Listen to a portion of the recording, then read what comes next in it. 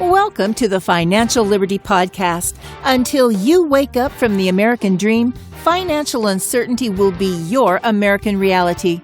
Join Sam Legaspi and Koz and their guests as they explore how you can attain financial liberty by uncovering truths that have been kept secret for decades.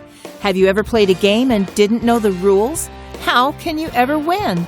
Learn the rules to the game and, in turn, learn how to win. Now, on to the show. Hello and welcome to the Financial Liberty Project with Sam Legaspi and Koz.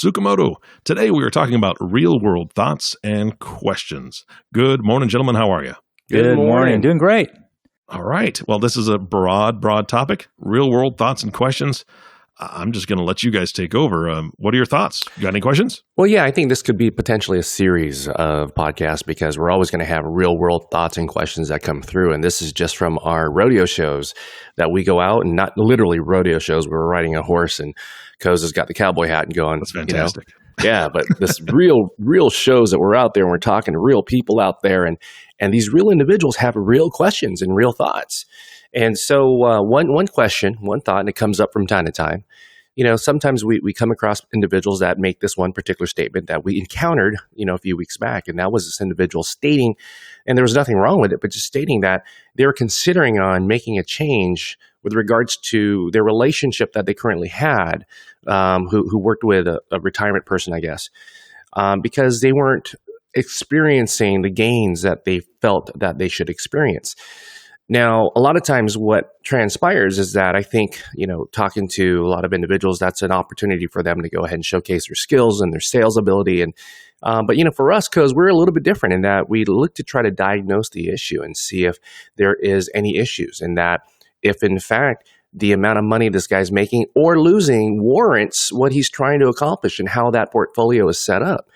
So right. It was a good conversation that we had, and I think it's a good opportunity for us to go ahead and discuss that on here. Yeah, it's a very great topic. It comes up time to time, and there's a lot of analogies in life, and I kind of boil it down to when you do something, whether it has anything to do with finance or in my world, a lot of it's the sports world, right? Because my daughter is a big golfer, but it's really just a signing up with a philosophy, investing and believing in a philosophy. I'm a big, I was a big Lakers fan back in the heydays of the Celtics and the Lakers, in the 80s. And it was Pat Riley versus wasn't it Casey Jones, if I'm not mistaken? But Casey Jones with the Celtics. Yeah, and I think it was just two incredibly awesome teams, but with different philosophies. And I would imagine as a coach, you're tempted to maybe look over the other side and see how they're doing things. I'm sure they do that all the time, but in the end, you're still committed to a philosophy, and that's how you form your team, how you run it, what are the strategies, and you stay with that. And sometimes it doesn't work, but in the end, the Lakers, won a series of championships, and so did the Celtics. And so, with Caitlin being in the golf world, we just had an experience over the weekend. She had a 2-day golf tournament, and unbelievably, there's so many distractions that came around her that wanted to tempt her to go do the wrong thing.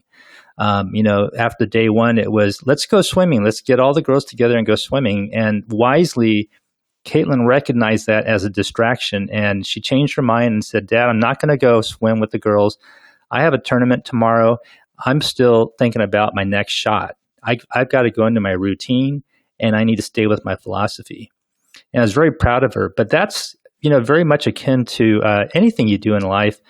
And I think with money, as people choose an advisor to work with, really they're investing in the relationship. They're dating, or maybe they're married, but it's a relationship and it's a philosophy. And so along that whole experience, there's going to be things that are going to distract people and cause them to possibly think about doing some things that are not in alignment with the philosophy that they're a part of.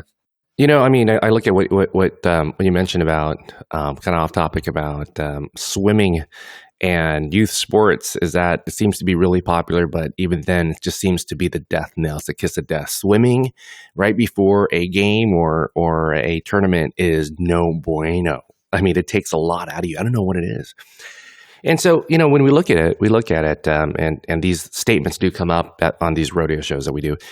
these dog and pony shows that we do, or these workshops, whatever you want to call it. But when these questions come up, this one particular one, a lot of times we go into diagnosis mode. And just very similar to how you bring a car in and you sense that there's an issue with it. And sometimes the car actually does have an issue, and you know what it is, and you bring it in, they still have to diagnose the issue. And so you have an individual that's very unhappy, or it's at least, stating that all is not well in their world when it comes to their money.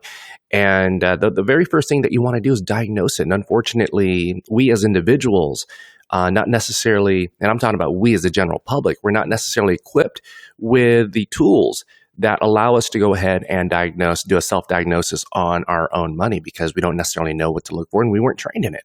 So what ends up happening is that you have to utilize other tools, and you have to employ the services of an individual that can actually utilize and know how to use that diagnostic tool to go ahead and figure out if whether or not your portfolio is optimized.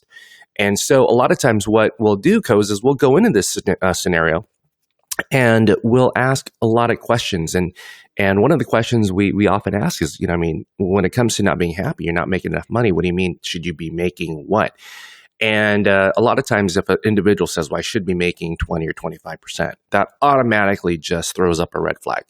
At the other time, oh yeah, right, very red flag. Right. We're like, okay. In many cases, what we're doing, we're kind of like self-assessing in our head, right? Because that not only is it a red flag, but maybe this individual's his demands or his expectations are probably way too high, and possibly individuals that may want to work with him in the future may have a difficult time with this particular individual.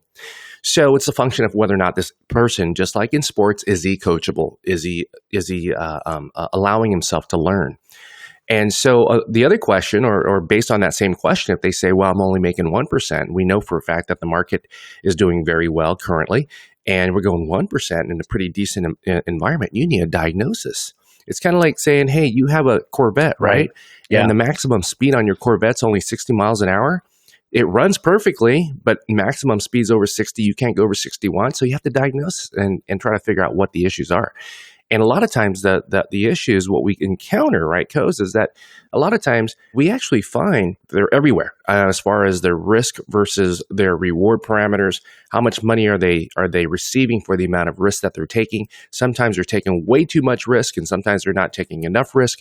And in these scenarios, these are good for individuals to understand. I think we talked about it on the show, is that there are metrics that are involved and that are available to the public that they've just got to be educated on. And these metrics, once you understand what the metrics are, and when I talk about the metrics, I'm talking about standard deviation, R-squared, Sharpe ratio, as well as alpha.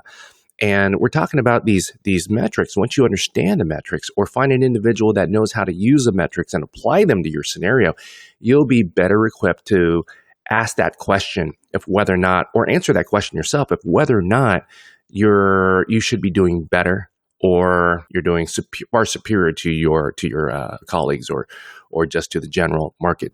Right. And we've talked about the water cooler analogy many a times, and it comes to mind again because the natural tendency for the average person is to go to the water cooler, the proverbial water cooler, and talk about their returns, and they want to hear, okay, Joe, you're my buddy. How'd you do in the market, last month?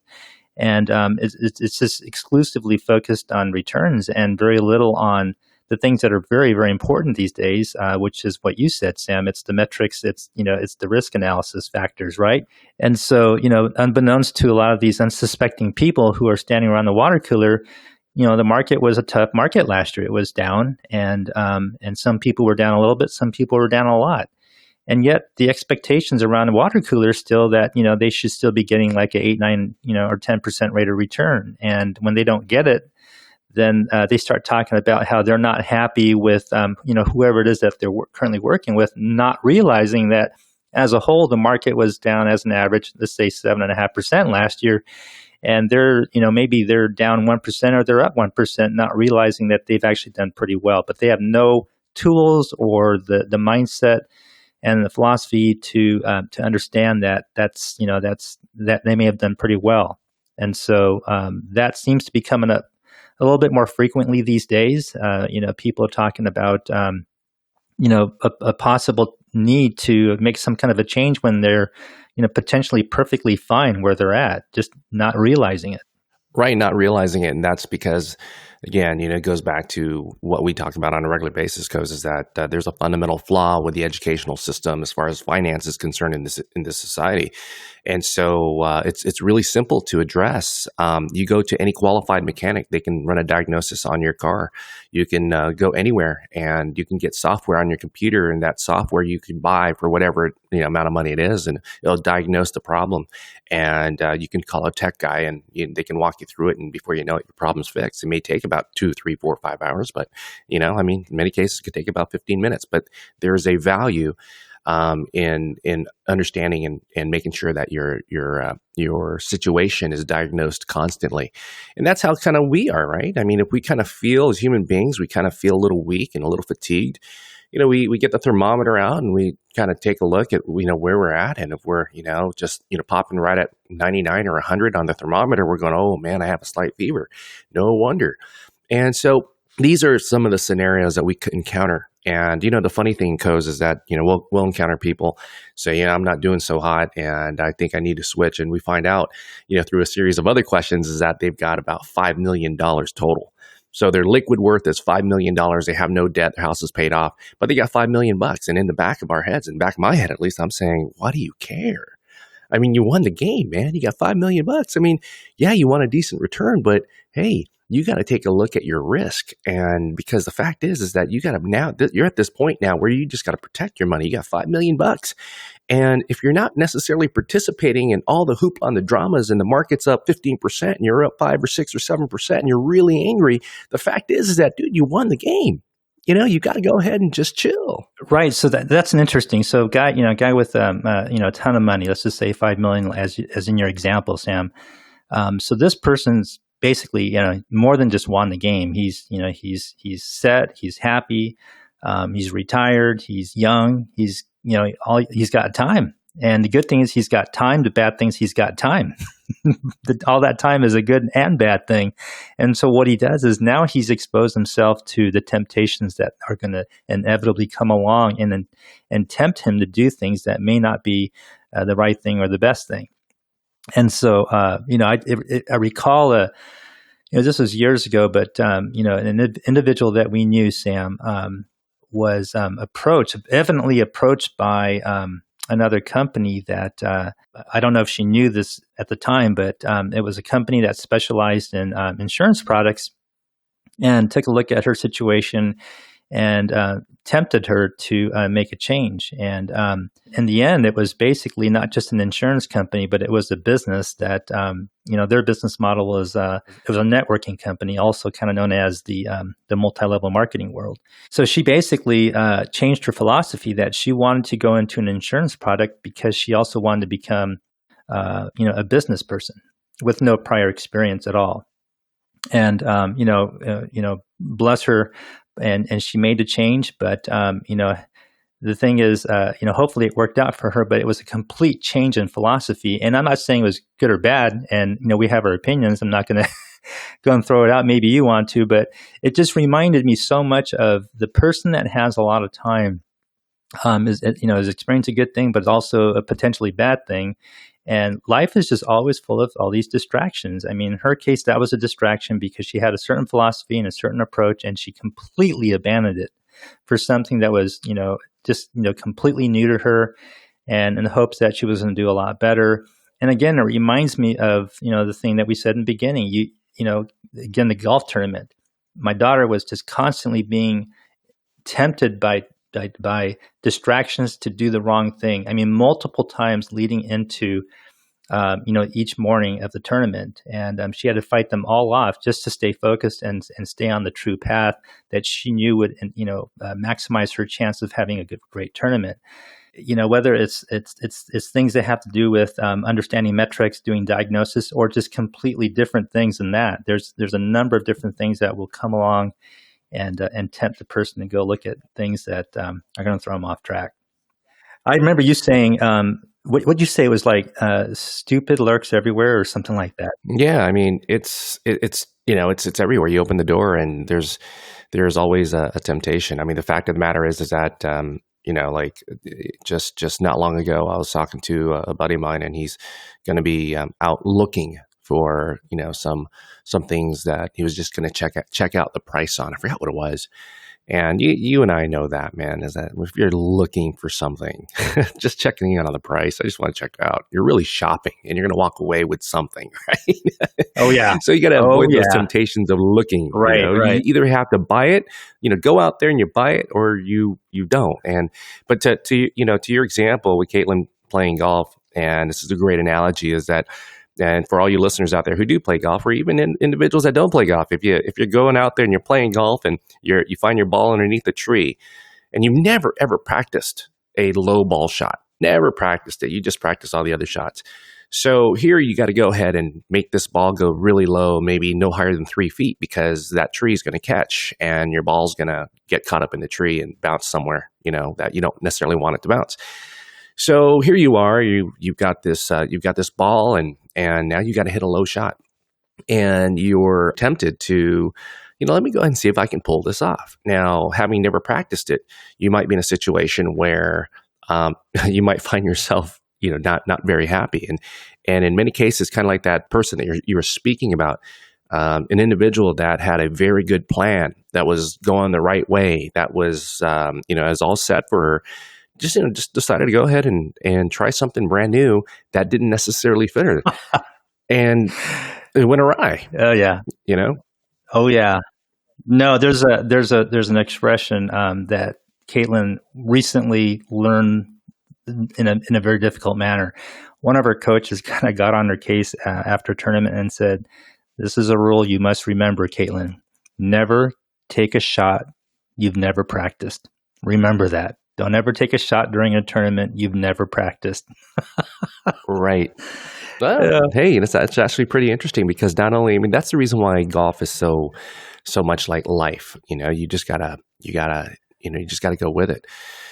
And but going back to that example, Koz, is that it's very similar to a person who has mustered up a tremendous amount of money in their retirement plan at work, and they quit because they feel they're better at building motorcycles. And yeah, they may be really good at building motorcycles, as a hobby, but they constantly forget that there is customer service, that there is a business model, there's a plan, there's rent, there's payroll, accounting. Yeah, there's legal. Right. Oh, so, yeah. And then there's the trash cans that have to be emptied. Yeah, there's the janitor part. There's fees to everything, and before you know it, your profit margin is only like 5%. And if you're doing something, a business where your profit margins are only 5%, you're doing a tremendous amount of the work and labor for it. It's earning 5 cents on the dollar is going to be really tough. Right. So yeah, again, you can make an excellent vehicle, an excellent motorcycle, but it's something. And by the way, multi-level marketing, we're not going to clown on it, but the fact of the matter is, a lot of business out there they've grown into multi-billion-dollar enterprises because of multi-level marketing. Network marketing is just another service, another venue, another way. But in this person's case, they got caught into the wake of the network marketing thing, the rah-rah, hey, your life could be much better if you did this, which for many people can be if they actually apply the principles and they had that certain characteristic of go-getting. But once you've won the game, and that's a whole key, Koz, is that we recognize when people win the game, they still want to keep playing because they didn't win the game. That's true. Here's another example. So over the weekend, I got a call from someone I know, a buddy of mine, and he was the one that I've said on air many a times that he gave me permission to be able to tell people that his plan for retirement, this was his retirement plan. It started with the word D, and it was spelled DEATH. In other words, he didn't have anything saved. He didn't have anything planned. And, he's in his 50s. And basically, he knew that there was no chance he could retire. And so death was going to be his retirement plan. He would laugh about it, but he said, "You can talk about this on the air. Just don't mention my name." Right. So anyway, but then he got a windfall from like a family investment. He got an inheritance, just came out of the blue. And, he finally says, "Okay, I got lucky. So now I have a retirement." And so he's basically got it almost made. He's got to save a little bit more, but he's almost there. So his life turned around literally in one night. But then I got a phone call over the weekend where he said, "You know what? I just don't want to do the work that I've been doing all my life." He's a great a computer tech, a computer software programmer, very good at what he does. Made good money. and he just doesn't want to do it anymore. He wants to start flipping properties. And he asked me, hey, so how do you do that? And, what do you know about it? And basically I had to politely tell him, look, don't take a shot you haven't practiced, especially now, because, the real estate market was a good time to be in 10 years ago. But today you've really got to, you got to have experience and expertise, and you better have made all your mistakes 10 years ago and don't make them now.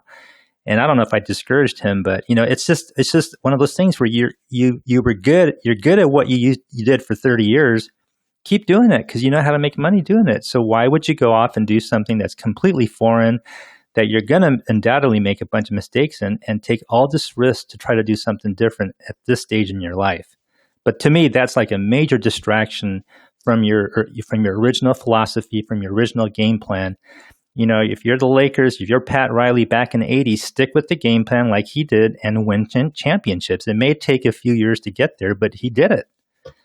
So yeah. No, I mean, going back to that, it's like, it's very similar, ladies and gentlemen, if you're listening, it's very similar to being an engineer and then quitting your job and saying, I'm going to go ahead and open up an ice cream parlor because ice cream parlors are the in thing right now. It's like, oh, okay, great. So you obviously come from an ice cream background or else you wouldn't be doing that. And the answer is like, no, never have.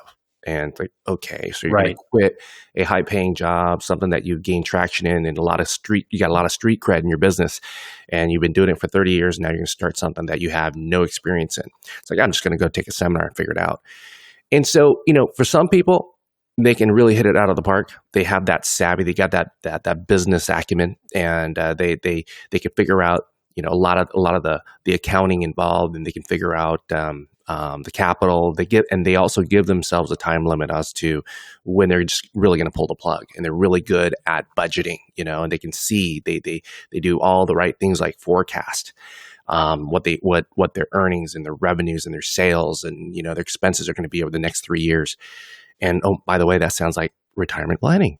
There's individuals out there that if you can do, what you can do if you're a successful business, you can apply those principles to planning for the largest and longest vacation of your life by just simply taking the same metrics and same forecasts that you were able to do to create a successful business, apply them to retirement, and that's what you got. Of course, it takes a lot more than that. And of course, Koz, for every one of those stories, we probably have a story that said, well, I didn't do any of those and now I'm worth, $100 million just by accident, and sometimes that happens by accident, and there's nothing wrong with that. That's a great thing.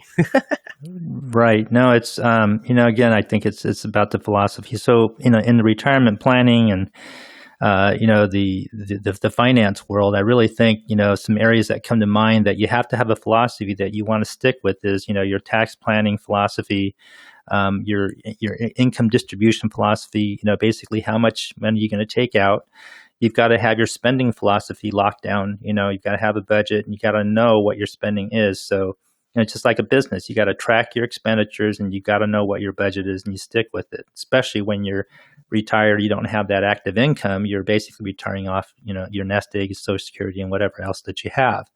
But there's a tremendous amount of discipline and following the plan and staying with the philosophy that you must do. Just like all the analogies that we've already talked about during this podcast, you've got to have that philosophy in place. You have to understand it and you got to believe in it, because temptation will come along and entice you to do some things that go contrary to your original game plan. I don't know if we're beating the subject like a dead horse, but it's really important.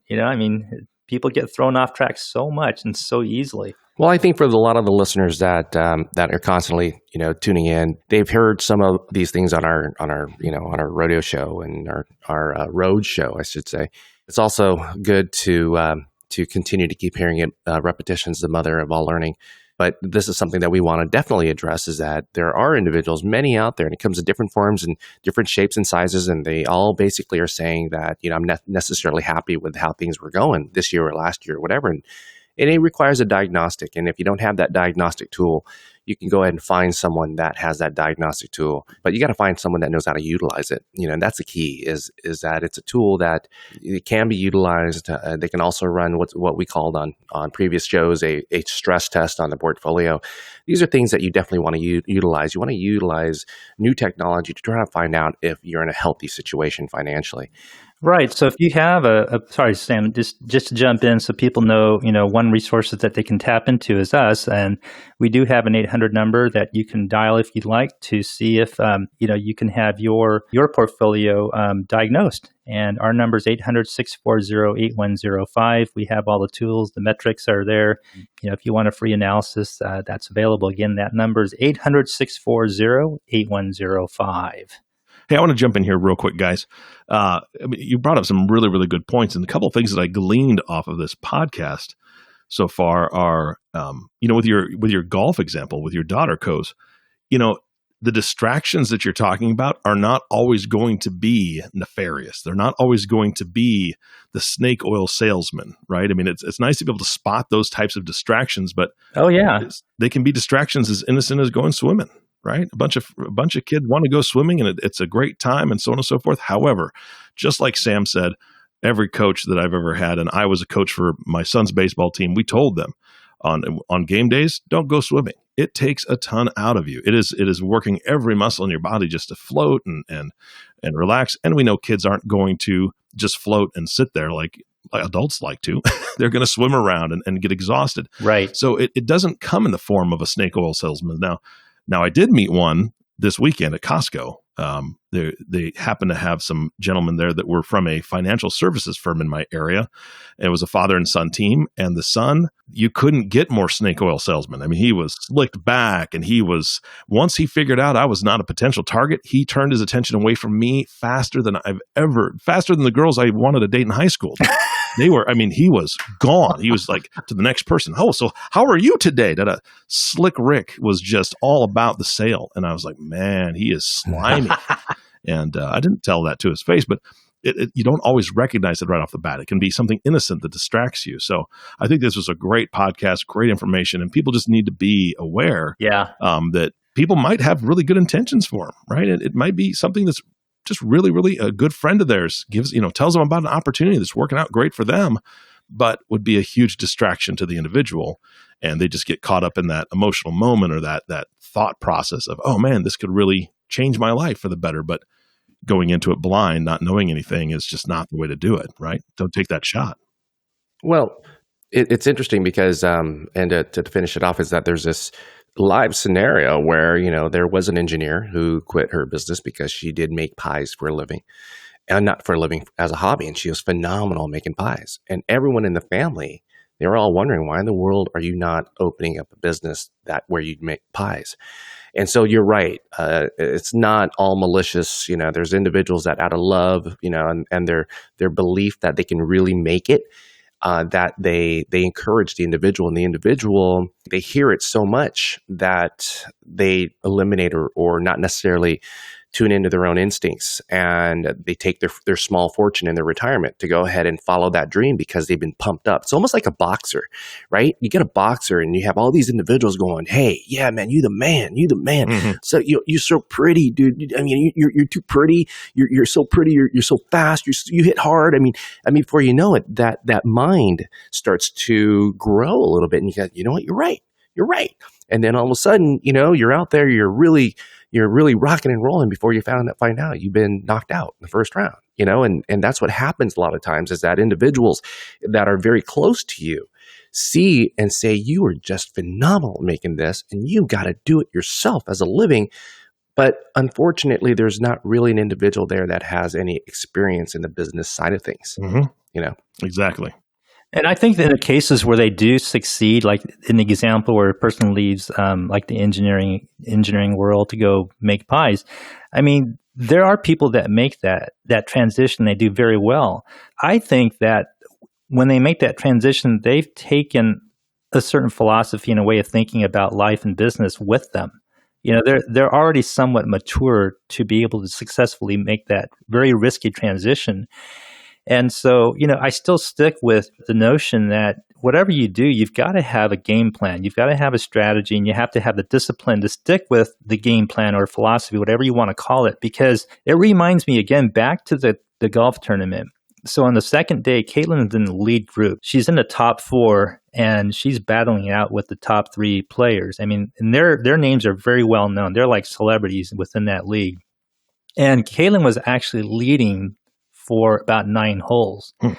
But what was interesting was even though the other girls weren't golfing as well as Caitlin, they stuck to their game plan. They didn't change anything. They continued being aggressive when they knew they could be, and they started gaining ground. And by the time they finished the tournament, they pulled ahead. They all 3 pulled ahead of Caitlin. Caitlin was like 4 strokes back, which was a lot by then. She kind of like faltered, but it was interesting to see how these girls did not panic. Mm-hmm. They were behind. They weren't golfing well, but they stuck with it. And eventually, the 3 of them took first, second, and third, and they were only like 1 stroke apart. Wow! I mean, it was that close. So it was just an interesting observation. And I think that when it comes to finance, it's really not much different whether you stay with what you got, or you make a transition, but you're still taking something with you that keeps you on that track. Mm-hmm, mm-hmm. Yep, no, that's a good point. And I know we're running low on time. Sam, do you have any closing thoughts for us today before I wrap this up? I actually do. So, it's really interesting that, this is more of a technical side. And another question I'm hearing from individuals, that the old mantra, and we come across it from time to time this time of year, the good old do we sell in May and go away type syndrome. And I wanted to kind of, just touch upon that real quick. And what that basically means is that do I just liquidate everything that I currently hold in my portfolio and just kind of wait and see how things are going? Because if you look at it, the market's done very well for the year. So if you did sell in May and you just went away for the rest of the year, you'd have a nice return, a nice double-digit return. I mean, do you really want to try to go and take that risk and try to get a 25 and 30% rate of return? Does it really make sense? You got, if you did some things right, you might have a double-digit return sitting there, depending on what type of risk setup you got. But here are the key things. Here are the key things I want to really quickly mention. Is that back in May 1st, we were at the highest on the S&P, and that's 2954. And typically, based on sell in May and go away, typically that happens right around historically, and that's from the Stock Almanac. The sell in May and go away syndrome happens within 2% of the high of a market. And so we're currently at 4% of the high. So we're not in that 2% range. The other part that I look at that's really interesting is that investor sentiment right now reports that 75.3% of investors out there are either bearish or neutral on the market. So 75.3. So that means there's 24.7% that are bullish. And, we've always said that the market never gives you what you expect. So a lot of people are either bearish or neutral right now. 75%, that's a lot. So the sentiment is pretty negative. And so oftentimes when the market has a negative sentiment, the market decides to pull a trick on you and go the opposite way. So that's how the market operates. It never gives you what you want. So there could be a way where, possibly if you do sell in May and go away, you might miss another ride. So this is kind of like the mystery and the magic of investing, short term. But long term, you could care less. You just got to make sure that you make the appropriate moves, appropriate allocations, and don't, like what we like to say is wear the proper sweater in the proper weather conditions. So that's really it. Mm-hmm. All right. Good advice. And I want to close this podcast kind of how you opened it. It was so weird. It's such a strange coincidence that you were talking about the Corvette and having it diagnosed, because I took my 2018 Corvette ZR1 into the mechanic just this last week because I had some issues. And I explained to him, look, every time I get above 85, the engine's really whiny and there's some shaking going on. And so he did a complete diagnosis and he came back and he figured it out. He says, well, it's because it's a 1999 Honda. That's it. That's what it was. I had no idea. It was dressed up as a ZR1. Now, that happens a lot. Yeah, it really busted my bubble, but it made me understand why at 85 it was shaking and the engine sounded whining, because it's a 4-cylinder. Who knew, right? Hey, guys, thank you so much for your time today. This was a great podcast. You're welcome, my man. You're welcome. Our pleasure as always. All right. And thank you all for listening to the Financial Liberty Project podcast with Sam Legaspi and Koz Sugimoto. If you have not subscribed to the podcast yet, please click the subscribe now button below. This way, when Sam and Koz come out with a new podcast, it'll show up directly on your listening device. This makes it much easier to share these podcasts with your friends and family. Again, thanks for listening today. For everyone at the Financial Liberty Project, this is Eric Johnson reminding you to live your best day every day. And we'll see you next time. It's that time again where the call of the open road makes its way. We hope good fortune finds you on your own personal road. And until next time, we thank you for listening to the Financial Liberty Podcast. Click the subscribe button below to be notified when new episodes become available.